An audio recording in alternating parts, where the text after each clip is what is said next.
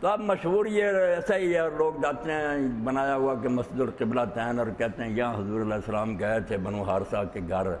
ایک دعوت پر، تو وہاں ہی نماز پڑھا رہے تھے زور کی، تو آدھی ادھر پڑھی آدھی پھر درمیان میں حکم آ گیا، آپ نے رخ بدل دیا، تو ایسا ہی مشہور ہے۔ ٹھیک ہے وہاں لوگوں نے رخ بدلا، مگر ایسا نہیں ہوا۔ جو قبلہ تبدیل ہوا وہ مسجد نبوی میں ہوا، اور نماز سے پہلے ہی حکم آ گیا، رسول کریم علیہ السلام نے پہلے اعلان فرما دیا کہ اللہ تعالیٰ نے وہ حکم بدل دیا، اب مکہ کی طرف منہ کر کے نماز پڑھائیں گے، پڑھی۔ اور نماز پڑھنے کے بعد آدمی ایک جگہ عصر کے وقت پہنچا جو یہ مسجد قبلتین، حضور نہیں تھے وہاں، صحابہ پڑھ رہے تھے، اس نے جا کر کھڑے ہو کر وہی شراب والی بات کہ پی رہے تھے اور شراب ان کی گھٹی میں تھی، اور اللہ کے رسول کی طرف سے منادی نے اعلان کیا کہ شراب حرام کر دی گئی۔ تو حضرت انس رضی اللہ عنہ فرماتے ہیں میں پلا رہا تھا،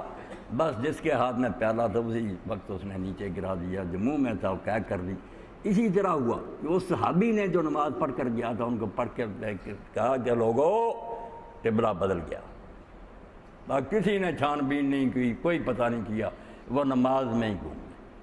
اور فجر کے وقت وہ بھی قبلتین کہنا چاہیے، علماء کہتے ہیں کہ نہیں مشہور ہوئی، ورنہ مسجد جو قباء میں ہے وہ بھی قبلتین ہے، وہاں فجر کے وقت پہنچا، لوگ پڑھ رہے تھے نماز، وہاں بھی ایک آدمی نے کہا یا رسول اللہ نے تو حکم دے دیا کہ قبلہ تو تبدیل ہوگی، وہ بھی نماز میں پھرے۔ یہ سارے صحیح بخاری اور مسلم دونوں مسئلوں یعنی اطاعت رسول کا یہ مظاہرہ کہ جب کوئی آدمی کلمہ پڑھتا تو صرف لام الف ہے اور میم ہے دال نہیں پڑھتا، وہ یہ اقرار کرتا کہ اب حکم خدا کا ہوگا، پہنچائیں گے محمد